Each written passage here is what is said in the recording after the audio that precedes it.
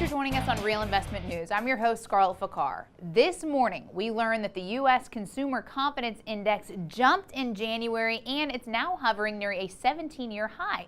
Safe to say consumers are feeling pretty optimistic about the economy and also believe it will continue into the new year. In the report, we find that 22% expect better business conditions in the next 6 months.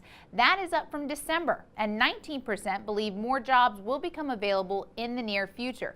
That number is up 0.1%.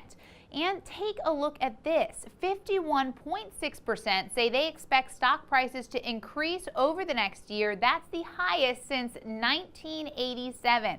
As the folks at ZeroHedge.com say, what could possibly go wrong? Well, first, let's talk about the markets. In today's Technically Speaking blog, Lance Roberts posted this chart showing the S&P 500 index, the blue line, with the 52-week moving average, the black dotted line. You can see how the market is overbought and trending far above the average. All it takes is a little push to tip those scales. Like today's news that Amazon, JP Morgan Chase, and Warren Buffett want their own healthcare program for their employees. That sent healthcare stocks tumbling, and the Dow dropped 400 points.